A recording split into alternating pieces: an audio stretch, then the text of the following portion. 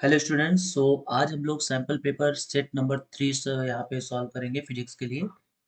और इसमें बहुत ही अच्छे अच्छे क्वेश्चंस यहाँ पर शामिल किए गए। ये सेशन बहुत ही इंपॉर्टेंट होने वाला है, अच्छे अच्छे क्वेश्चंस है। स्टार्ट करते हैं अपने फर्स्ट क्वेश्चन से। पहला क्वेश्चन कहा गया कि resistivity does not depend on. इसमें कह रहे हैं जो रजिस्टिविटी है वो चेंज नहीं होगी अगर इनमें से कौन सी चीज हो। तो देखिए, रजिस्ट्री रो जो होता है ये दो चीजों पे बेसिकली डिपेंड करता है। पहला क्या है? तो पहला है टेम्परेचर।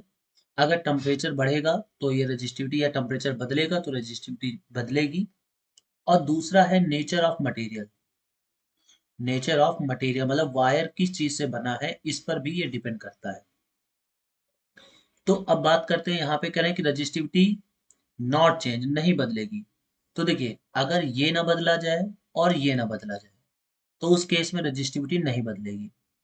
कह रहे हैं कि मटेरियल चेंज बताइए, अगर मटेरियल चेंज करेंगे तो बदल जाएगा, टेम्परेचर चेंज करेंगे बदल जाएगा। तो सही आंसर हो जाएगा ऑप्शन नंबर सी। अगर आप वायर का रजिस्टर का शेप चेंज करेंगे तो उससे रजिस्टिविटी पे कोई अंतर नहीं पड़ेगा। नेक्स्ट क्वेश्चन है, कह रहे यहाँ पे मैग्नेटिक फील्ड है और uniform magnetic field. A uniform magnetic field exists in the plane of paper pointing from left to right as shown in figure. In the field, electron and proton moves as shown in this. मतलब मान सकते हैं कि जैसे ये यहाँ पे electron आगे की तरफ जा रहा है और ये प्रोटॉन जा रहा है। ठीक है, कुछ इंपॉर्टेंट बातें भी आप समझ लीजिए। ये कैसा मैग्नेटिक फील्ड है? यूनिफॉर्म। तो यूनिफॉर्म मैग्नेटिक फील्ड जब भी ड्रॉ किया जाता है तो एक आप बात ध्यान रखिएगा कि ये हमेशा पैरेलल लाइंस होती हैं इस तरीके से, और इक्वली स्पेस्ड होते हैं, मतलब इनके बीच की जो जगह है वो भी इक्वली स्पेस्ड होती है। तो ऐसे मैग्नेटिक फील्ड को हम लोग बोलते हैं यूनिफॉर्म मैग्नेटिक फील्ड। अब जब कोई यूनिफॉर्म मैग्नेटिक फील्ड में कोई चार्ज पार्टिकल एंटर करता है तो अगर उनके नेचर अलग है, मतलब एक निगेटिव है दूसरा पॉजिटिव है, तो उस केस में उनमें फोर्स की डायरेक्शन जो है वो अपोजिट होती है। फोर्स की डायरेक्शन अपोजिट होती है and perpendicular to magnetic field. Magnetic field की हमेशा परपेंडिकुलर होती है। ठीक है, तो जैसे लिखा है both forces pointing into the paper, तो ये गलत हो जाएगा। क्यों? क्योंकि अभी हमने कहा कि डायरेक्शन फोर्स की कैसी होती है? अपोजिट होती है। फोर्सेस बोथ पॉइंटिंग, ठीक है, pointing out of the plane of paper, बताइए ये भी गलत है क्योंकि दोनों की डायरेक्शन सेम बोल रहे हैं। यहाँ पे कह रहे हैं कि डी ऑप्शन में कह रहे हैं कि force pointing opposite along the direction. तो अभी हमने बताया कि फोर्स कैसे लगता है? Perpendicular to the direction of magnetic field. That means ये भी गलत है। तो हमारा सही आंसर हो जाएगा ऑप्शन नंबर सी। क्लियर है? बढ़ते हैं नेक्स्ट क्वेश्चन पर। अब देखिए, यहाँ पे ये क्वेश्चन दिया हुआ है, करें कि अ cell, a resistor, a key and a meter are arrange is shown in figure. The current recorded in the ammeter will be. करें अमीटर जो करंट रिकॉर्ड करेगा, ये अमीटर है, ये अमीटर है और ये अमीटर है। कह रहे हैं ये करंट जो रिकॉर्ड करेगा तो ये मैक्सिमम किस में होगा? फिगर 1 में होगा, फिगर 2 में होगा, फिगर 3 में होगा, या तीनों में होगा? ठीक है, तो सबसे पहले हम यहाँ पे कनेक्शन चेक कर लेते हैं कि सब कुछ प्रॉपर कनेक्ट है या नहीं है। देखिए, यहाँ पे अमीटर की लोकेशन पे कोई वह है विशेष फर्क नहीं पड़ता है, लेकिन चूंकि यहाँ पे दिया गया है तो हम इस चीज को ध्यान से समझेंगे। यहाँ पे हम लोग ये मान के चलेंगे कि जो वायर है इसका रेजिस्टेंस भी है। Wire has some resistance. ठीक, लेकिन बताइए अगर रेजिस्टेंस है भी तो वाई इसमें अमीटर की रीडिंग जो है वो उसके लोकेशन पर डिपेंड नहीं करती। ठीक है, तो बताइए यहाँ पे इसका माइनस माइनस से जुड़ा हुआ है, इसका ये प्लस प्लस से जुड़ा हुआ है, यहाँ भी देखिए ये माइनस आके माइनस से जुड़ा हुआ है, प्लस आके प्लस से जुड़ा हुआ है। और ये बाय डिफॉल्ट थोड़ा सा गलत हो गया है, वरना ये मैच नहीं करेगा।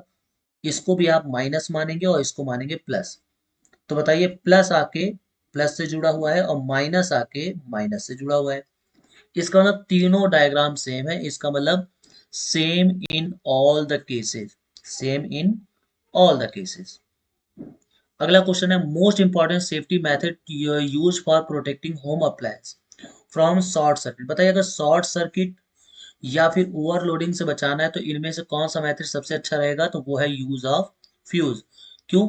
क्योंकि फ्यूज जो है, जैसे ही अमाउंट ऑफ करंट बहुत ज्यादा होता है, जैसे ही करंट हाई होगा, वैसे ही ये लाइट को डिस्कनेक्ट कर देगा।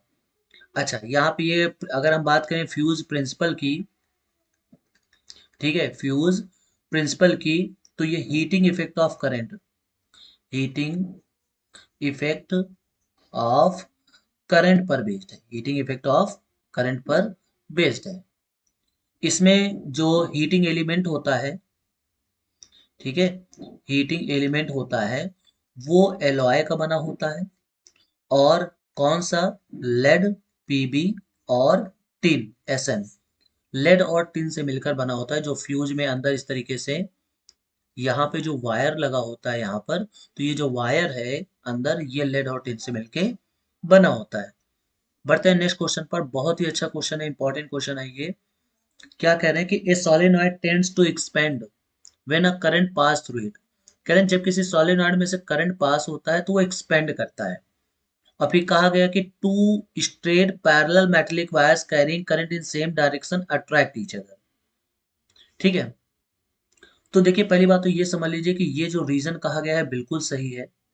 कैसे समझिएगा, जैसे मान लीजिए कि दो वायर है, ठीक है, मान लीजिए एक ये वायर है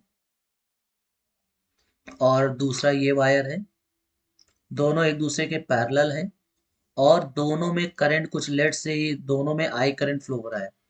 तो अगर आई की डायरेक्शन सेम है तो उस केस में ये एक दूसरे को अट्रैक्ट करेंगे। अब ये जो सोलेनॉइड होता है जो इस तरीके से बना होता है, जब इसमें करंट फ्लो होता है तो हर एक टर्न्स में करंट की डायरेक्शन सेम होती है, हर एक टर्न्स में करंट की डायरेक्शन क्या होती है, सेम होती है। इसका मतलब ये हुआ कि ये जो लूप बने हुए हैं, ये जो टर्न्स बने हुए हैं, ये टर्न क्या करेंगे, अट्रैक्ट करेंगे। तो अट्रैक्ट करने पर इसकी लेंथ क्या होगी, इसकी लेंथ डिक्रीज हो जाएगी, इसकी लेंथ डिक्रीज हो जाएगी। तो ये जो एक्सपेंड करने की बात कर रहे थे, ये एक्सपेंड नहीं होगा, ये क्या होगा, कॉन्ट्रैक्ट होगा। इसका मतलब ये हुआ कि एसर्शन गलत है और रीजन सही है।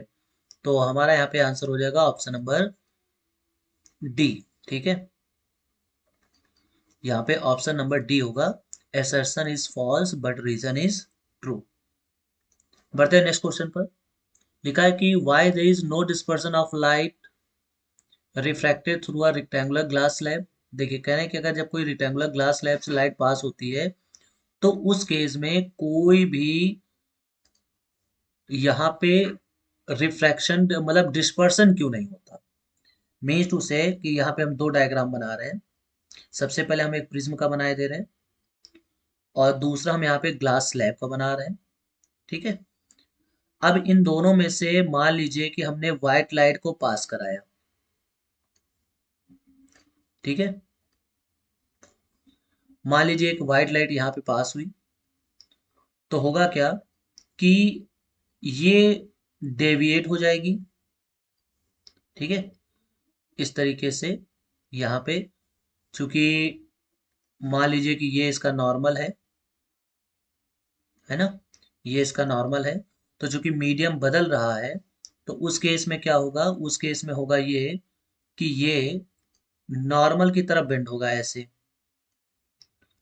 उसके बाद फिर से यहाँ पे नॉर्मल है, तो इस बार क्या होगा, इस बार ये नॉर्मल से दूर जाएगा, दिस।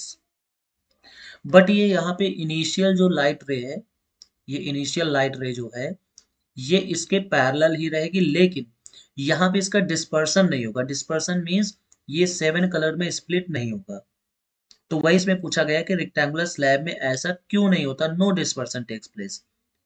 और आप लोगों को मालूम ही होगा कि जब भी प्रिज्म से पास होती है व्हाइट लाइट, तो होता क्या है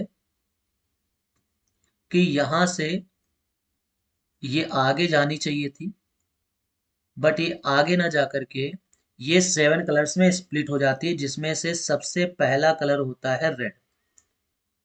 ठीक, सबसे पहला कलर कौन सा होता है, रेड। उसके बाद कौन सा होता है, उसके बाद हो जाता है ऑरेंज। ठीक, कौन सा होता है, अगर यहाँ पे हम नाम लिखे दे रहे हैं, ये होता है विब ग्योर। तो और रेड हो गया, ऑरेंज हो गया, उसके बाद येलो हो जाता है। तो इस तरीके से ये 7 कलर्स में, ठीक है, इस तरीके से ये 7 कलर्स में स्प्लिट हो जाता है। लेकिन ये चीज इसमें नहीं होती है। तो ऐसा इसलिए क्योंकि ये जो ग्लास स्लैब है ना, ये इन्वर्टेड प्रिज्म की तरह काम करता है। इन्वर्टेड प्रिज्म मतलब समझिएगा, इसको आप ऐसे कंसीडर कर सकते हैं कि जैसे दो प्रिज्म हो, ठीक है।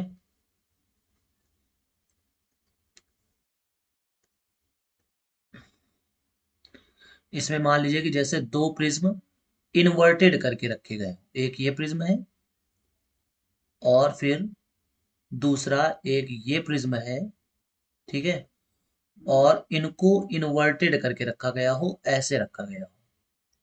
तो होता क्या है कि व्हाइट लाइट इससे जो जाती है वो 7 कलर्स में स्प्लिट तो होती है, बट अगेन ये वाला जो प्रिज्म है ये इसको अगेन इसको व्हाइट लाइट में कन्वर्ट कर देता है, ठीक है। नेक्स्ट क्वेश्चन है what is mean by near point.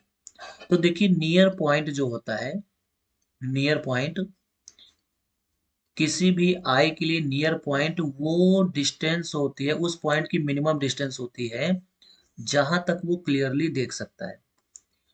Means to से अगर हम मान लें कि किसी आंख के लिए नियर पॉइंट मान लीजिए 50 सेंटीमीटर है, तो इसका मतलब ये हुआ कि वो 50 सेंटीमीटर से कम के नजदीक की वस्तु को आसानी से नहीं देख पाएगा, क्लियरली नहीं देख पाएगा।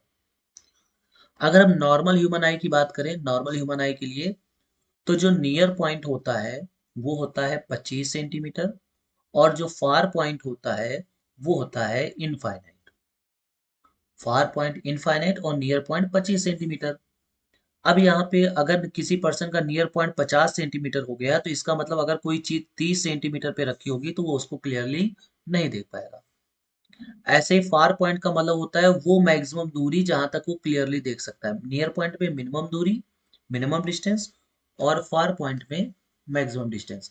सपोज दैट किसी पर्सन का मैक्सिमम या फार पॉइंट 3 मीटर है, इसका मतलब वो 3 मीटर तक तो देख लेगा, लेकिन अगर कोई चीज 4 मीटर में रखी होगी तो वो उसको नहीं देख पाएगा।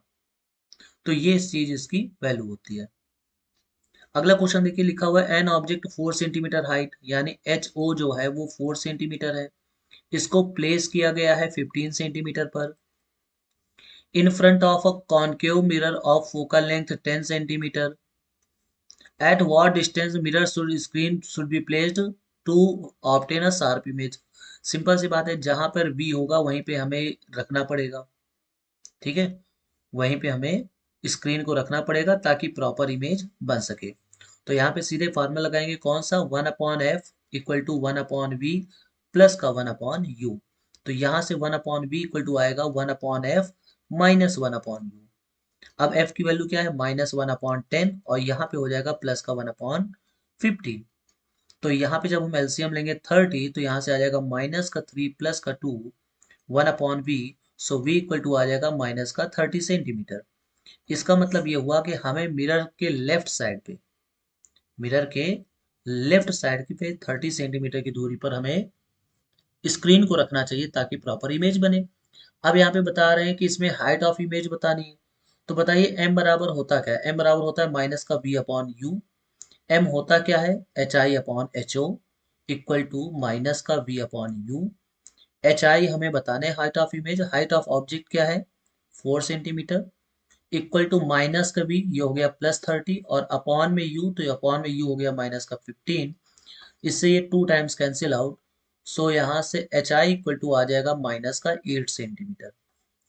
इसका मतलब ये हुआ कि जो हाइट ऑफ इमेज है वो 8 सेंटीमीटर है। माइनस का मतलब होता है इन्वर्टेड।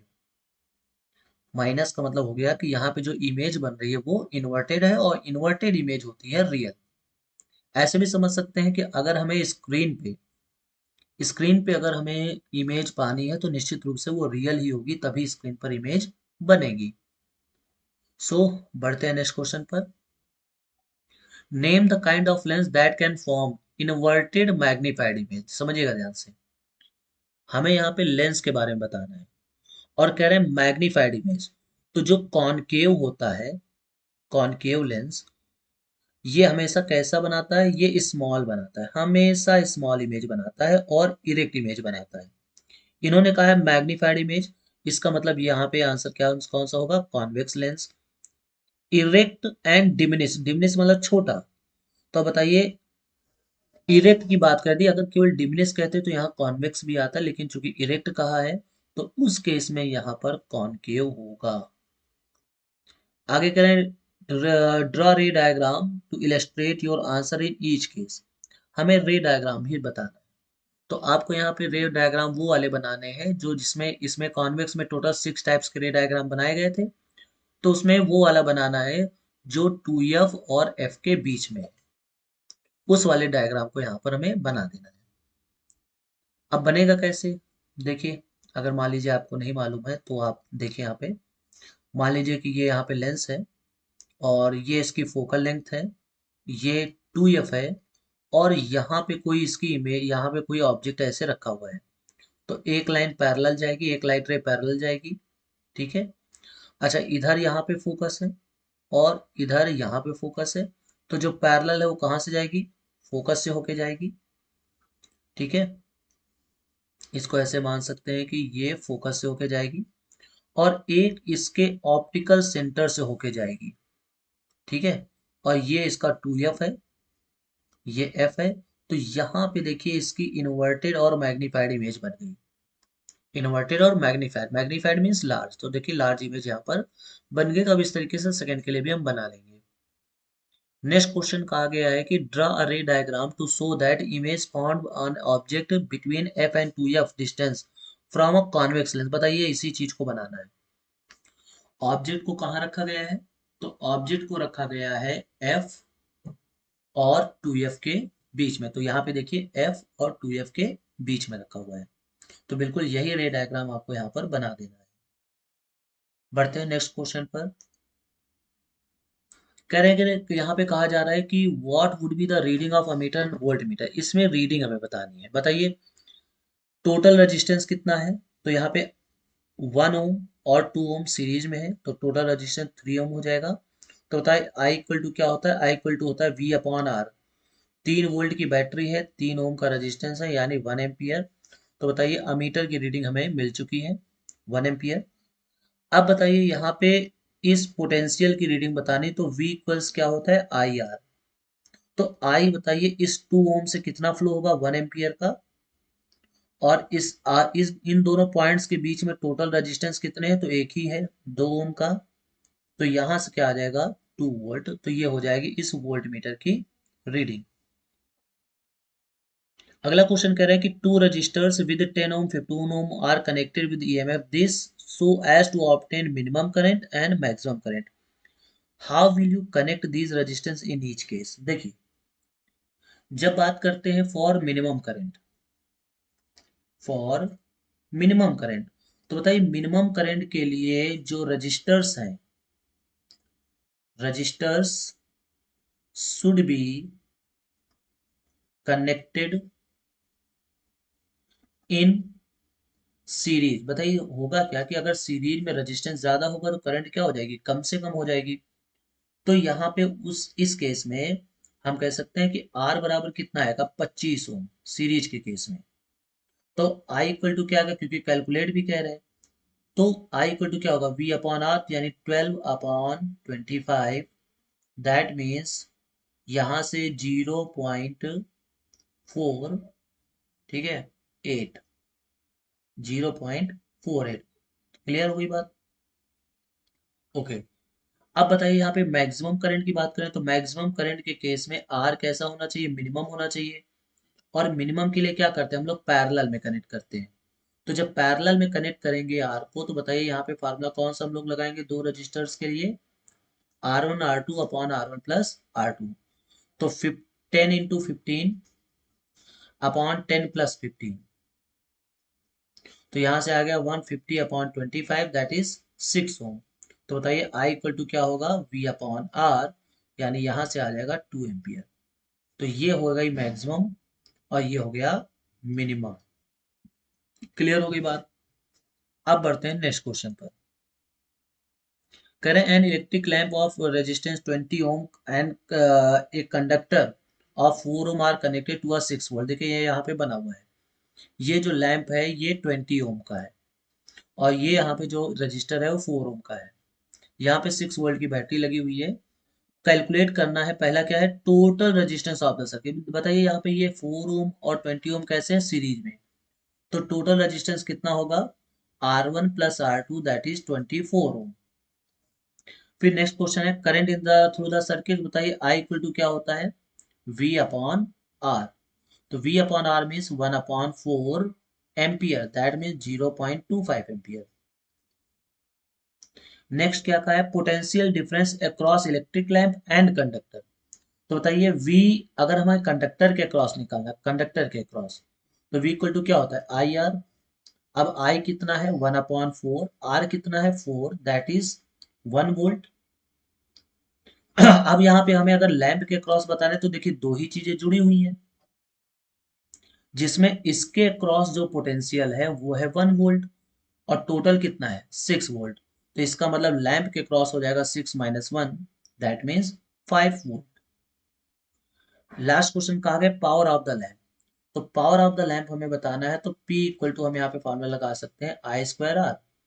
तो आई स्क्वायर बताइए इसमें करंट कितना फ्लो हो रहा है, तो करंट फ्लो हो रहा है यहाँ पे 1/4, तो यानी 1/16 × 20, दैट मीन्स 5/4। ठीक है, 4 से 5 टाइम्स, 4 से 4 टाइम्स, 1.25 वाट। ये इसका आंसर हो जाएगा।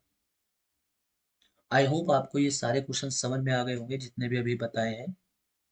अगला क्वेश्चन देखिए, ये केस बेस्ड स्टडी है। कह रहे हैं कि कॉन्केव लेंस और ये सब पूरा दिया हुआ है, ठीक है। तो कह रहे हैं कि व्हाट टाइप ऑफ, हम सीधे क्वेश्चन पे बढ़ते हैं कि what type of image is always made by concave lens. बताइए किस टाइप की इमेज बनती है। तो अभी हमने बताया था कि हमेशा इरेक्ट एंड वर्चुअल और स्मॉल इमेज बनती है किसके थ्रू, कॉन्केव लेंस के थ्रू, ठीक है। If magnification produced by spherical lens is इतना, then what is the nature of the lens. देखिए अगर m की वैल्यू पॉजिटिव है तो उस केस में वो वर्चुअल होता है, और अगर निगेटिव है तो उस केस में रियल होता है। तो यहाँ पे अगर हम बात करें तो बताइए प्लस लगा हुआ है, इसका मतलब ये वर्चुअल इमेज है। अब अगर m की वैल्यू लेस देन 1 है तो स्मॉल है न्यूमेरिकल वैल्यू, अगर m की वैल्यू ग्रेटर देन 1 है तो लार्ज है। अब यहाँ पे हम इसकी बात करें तो बताइए 0.75 दिया हुआ है, चूंकि 1 से कम है, इसका मतलब ये हुआ कि ये रियल और स्मॉल इमेज बना रहा है। और जो रियल इमेज होती है वो हमेशा इन्वर्टेड होती है, ये भी आपको ध्यान रखना है। तो फाइनली हम लोग अब इसके नेचर के बारे में बता सकते हैं। क्या नेचर के बारे में बता सकते हैं, कि इसकी जो इमेज बन रही है वो स्मॉल बन रही है, रियल बन रही है, और इन्वर्टेड बन रही है, ठीक है। अगला क्वेश्चन है what is the power of a convex lens with focal length this. बताइए पावर का फार्मूला क्या होता है, 100/f। कब, जब f सेंटीमीटर में हो। तो यहाँ से आ जाएगा 100/80। तो 20 से 5 टाइम, 20 से 4 times, that means 1.25 dioptre. Dioptre क्या होती है, पावर की यूनिट होती है। आगे देखो लिखा है what kind of lens is present in human आई। तो आपको याद रखना है कॉन्वेक्स लेंस, ठीक है। कॉन्वेक्स लेंस यहाँ पर प्रेजेंट होता है ह्यूमन आई के अंदर। So thanks for watching. और अगर आपको वास्तव में ये सेट अच्छा लगा हो, अच्छे क्वेश्चंस थे, तो वीडियो को शेयर और चैनल को सब्सक्राइब जरूर कीजिएगा। मिलते हैं नेक्स्ट सेट में।